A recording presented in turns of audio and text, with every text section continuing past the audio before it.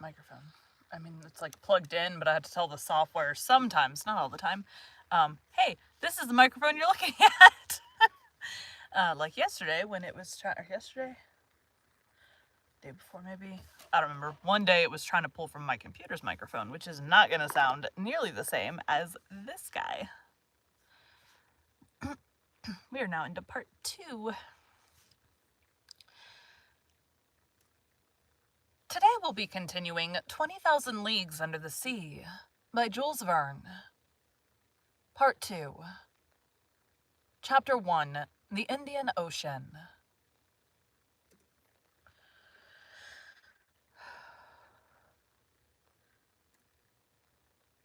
We now come to the second part of our journey under the sea. The first ended with the moving scene in the coral cemetery, which left such a deep impression on my mind.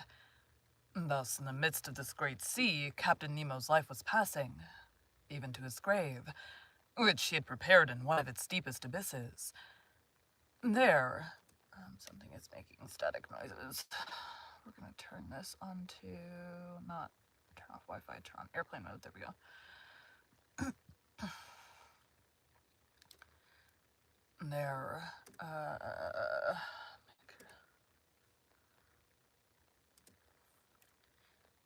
There, not one of the ocean's monsters could trouble the last sleep of the crew of the Nautilus, of those friends riveted to each other in death as in life, nor any man either had added the captain.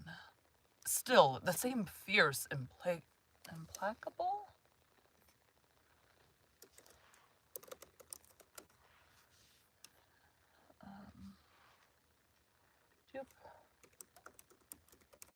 Implacable?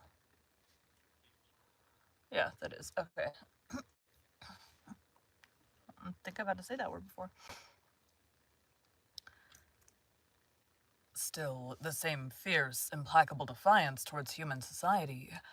I could no longer content myself with the theory which satisfied Conseil. That worthy fellow persisted in seeing the commander of the Nautilus one of those unknown savants who return mankind contempt for indifference. For him, he was a misunderstood genius, who, tired of Earth's deceptions, had taken refuge in this inaccessible medium, where he might follow his instincts freely. To my mind, this explains but one side of Captain Nemo's character. Indeed, the mystery of that last night during which we had been chained in prison, the sleep, and the precaution so violently taken by the captain of snatching from my eyes the glass I had raised to sweep the horizon, the mortal wound of the man, due to an unaccountable shock of the Nautilus, all put me on a new track. No, Captain Nemo was not satisfied with shunning man. His formidable apparatus not only suited his instinct of freedom, but perhaps also the design of some terrible retaliation. At this moment, nothing is clear to me. I catch but a glimpse of light amidst all the darkness, and I must confine myself to writing as events shall dictate. That day, the 24th of January, 1868, at noon, the second officer came to take the altitude of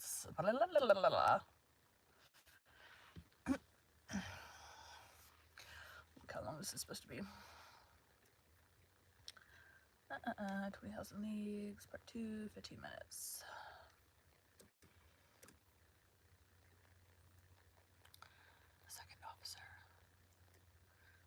The second officer came to take the altitude of the sun. I mounted the platform, lit a cigar, and watched the operation. It seemed to me that the man did not understand French. For several times I made remarks in a loud voice, which must have drawn from him some involuntary sign of attention, if he had understood them. But he remained undisturbed and dumb. As he was taking observations with the sextant, one of the sailors of the Nautilus, the strong man who had accompanied us on our first submarine excursion to the island of Crespo, came to clean the glasses of the lantern. I examined the fittings of the apparatus, the strength of which was increased 100-fold by lenticular rings, placed similar to those in a lighthouse, and which projected their brilliance in a horizontal plane. The electric lamp was combined in such a way as to give its most powerful light. Indeed, it was produced in a vacuum, which ensured both its steadiness and its intensity. This vacuum economized the graphite points between which the luminous arc was developed, an important point of economy for Captain Nemo, who could not easily have replaced them. And under these conditions, their waste was and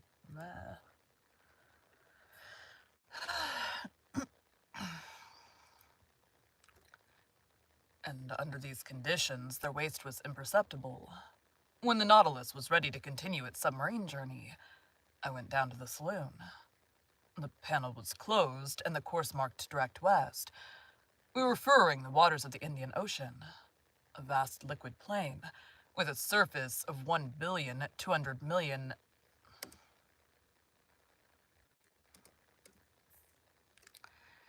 with a surface of 1,200,000,000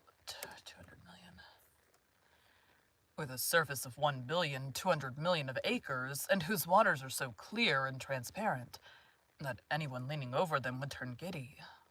The Nautilus usually floated between 50 and 100 fathoms deep. We went on so for some days.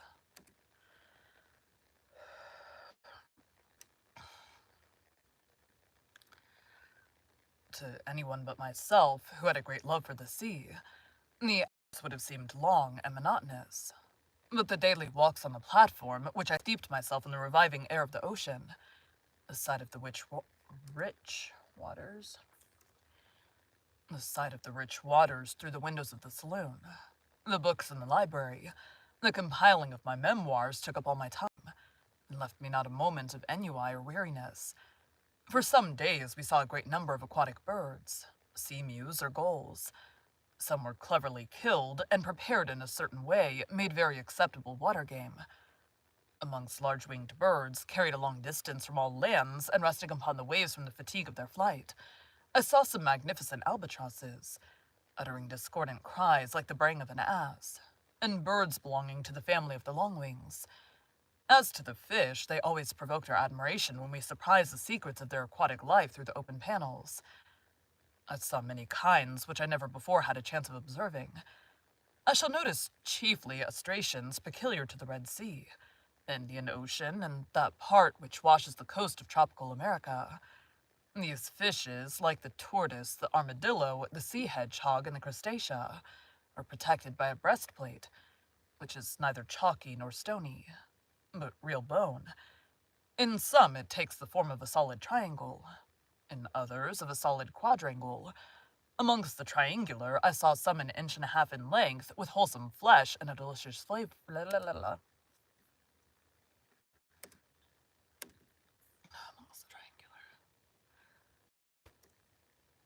Amongst the triangular, I saw some an inch and a half in length, with wholesome flesh and a delicious flavor. They are brown at the tail, and yellow at the fins, and I recommend their introduction into fresh water, to which a certain number of sea fish easily accustom themselves. I would also mention quadrangular astraceans, having on the back 4 large tubercles. Tubercles? That's not what I want. Tubercles.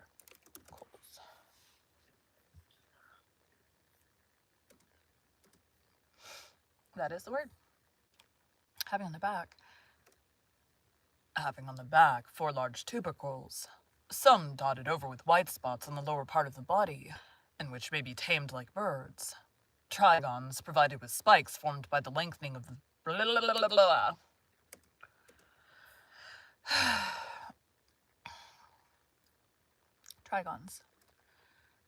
Trigons provided with spikes formed by the lengthening of their bony shell, and which from their strange gruntings are called sea pigs.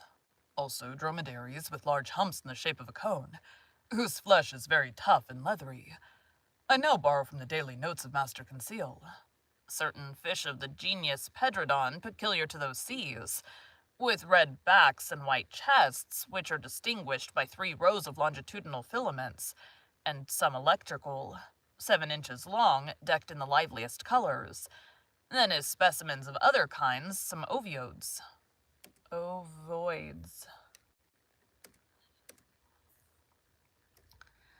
Then as specimens of other kinds, some ovoids resembling an egg of a dark brown color, marked with white bands and without tails.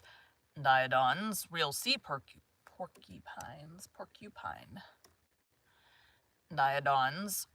porcupines, furnished with spikes and capable of swelling in such a way as to look like cushions bristling with darts, hippocampi common to every ocean, some pegasi with lengthened snouts, which their pectoral fins, being much elongated and formed in the shape of wings, allow, if not to fly, at least to shoot into the air, pigeon spatulae, with tails covered with many rings of shell, macrognathi, with long jaws, an excellent fish 9 inches long and bright with most agreeable colors, pale-colored calamores, with rugged heads and plenty of chatopodons, with long and tubular muzzles which kill insects by shooting them as from an air gun. With a single drop of water, these we may call the flycatchers of the seas. In the 89th genus of fishes, classed by Lesipede, belonging to the second lower class of bony, characterized by opercules and bronchial membranes, I remarked the Scorpena.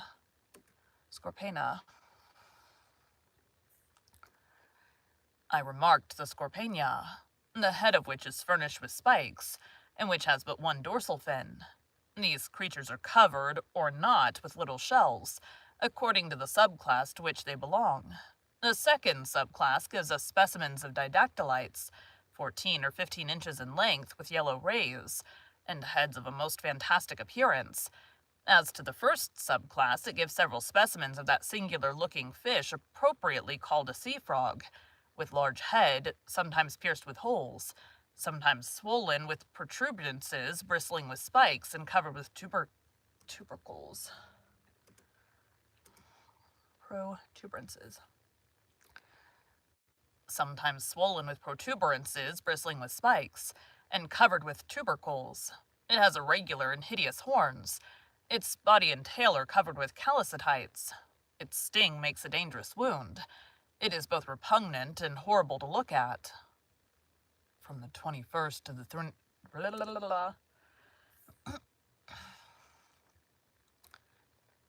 From the 21st to the 23rd of January, the Nautilus went at the rate of 250 leagues in 24 hours, being 540 miles or 22 miles an hour.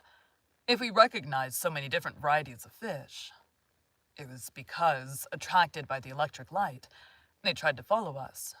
The greater part, however, was soon distanced by our speed, though some kept their place in the waters of the Nautilus for a time. The morning of the 24th, in 12 degrees 5 minutes south latitude, and 94 degrees 33 minutes longitude, we observed Keeling Island, a coral formation planted with magnificent cocos, and which had been visited by Mr. Darwin and Captain Fitzroy. The Nautilus skirted the shores of this desert island for a little distance.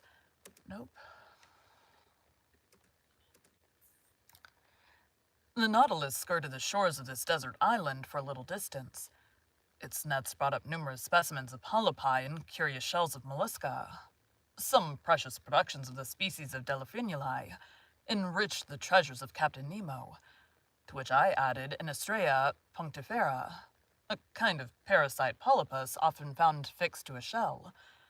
Soon Keeling Island disappeared from the horizon, and our course was directed to the northwest in the direction of the Indian Peninsula. From Keeling Island our course was slower and more variable, often taking us into great depths. Several times they made use of the inclined planes, which certain internal levers placed obliquely to the waterline. In that way we went about 2 miles, but without ever obtaining the greatest depths of the Indian Sea, which soundings of 7,000 fathoms have never reached. As to the temperature of the lower strata, the thermometer invariably indicated 4 degrees above zero. I only observed that in the upper regions the water was always colder in the high levels than at the surface of the sea. On the 25th of January, the ocean was entirely deserted. The Nautilus passed the day on the surface, beating the waves with its powerful screw, and making them rebound to a great height. Who, under such circumstances, would not have taken it for a gigantic cetacean?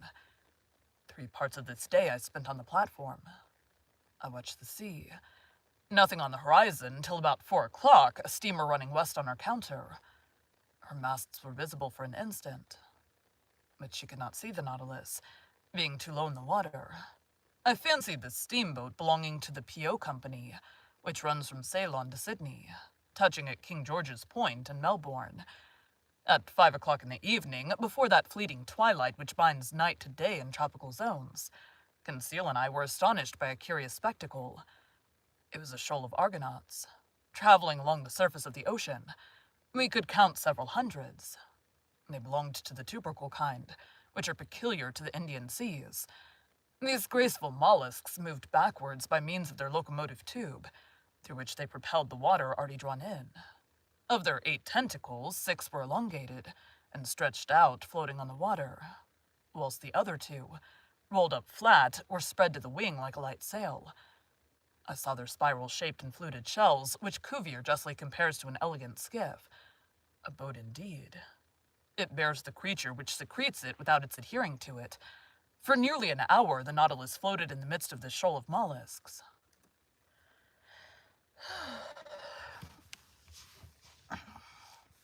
Mollusks. Then I know not what sudden fright they took, but as if a signal, every sail was furled. The arms folded. No, that's not.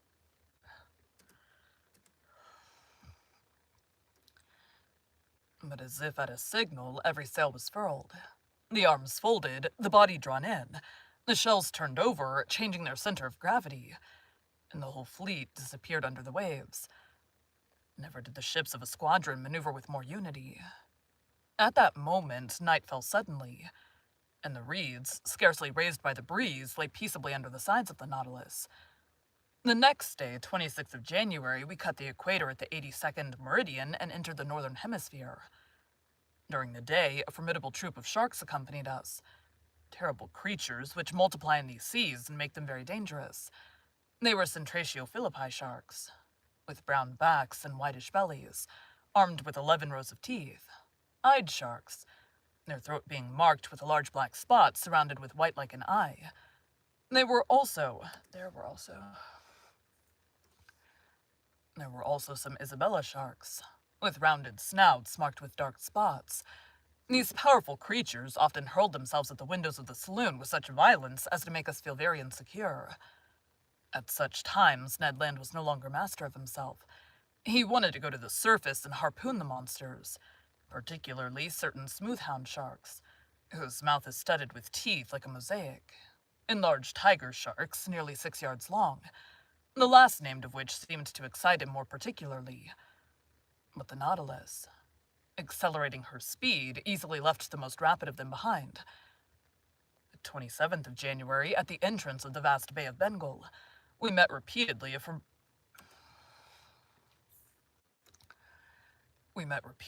forbidding spectacle. Dead bodies floating on the surface of the water. They were the dead of the Indian villages carried by the Ganges to the level of the sea, and which the vultures, the only undertakers of the country, had not been able to devour. But the sharks did not fail to help them at their funeral work. About 7 o'clock in the evening, the Nautilus, half immersed, was sailing in a sea of milk. At first sight, the ocean seemed lactified. Was it the effect of the lunar rays? No. For the moon, scarcely 2 days old, was still lying hidden under the horizon in the rays of the sun. The whole sky, though lit by the sidereal rays, seemed black by contrast with the whiteness of the waters. Conseil could not believe his eyes, and questioned me as to the cause of this strange phenomenon. Happily, I was able to answer him. It is called a milk sea, I explained. A large extent of white wavelets often to be seen on the coast of Amboina, and in these parts of the sea. But, sir, said Conseil, can you tell me what causes such an effect? For I suppose the water is not really turned into milk. No, my boy, and the whiteness which surprises you is caused only by the presence of myriads of infusoria, a sort of luminous little worm, gelatinous and without color, of the thickness of a hair, and whose length is not more than 7/1000 of an inch. These insects adhere to one another sometimes for several leagues. Several leagues? Exclaimed Conseil. Yes, my boy, and you need not try to compute the number of these infusoria. You will not be able, for if I am not mistaken, ships have floated on these milk seas for more than 40 miles. Towards midnight, the sea suddenly resumed its usual color. But behind us, even to the limits of the horizon, the sky reflected the whitened waves, and for a long time seemed impregnated with the vague glimmerings of an aurora borealis. Thank you for joining Bite at a Time Books today, while we read a bite of one of your favorite classics. Again, my name is Bree Carlile. And I hope you come back tomorrow for the next bite of 20,000 Leagues Under the Sea. All done with that one. Thanks, guys.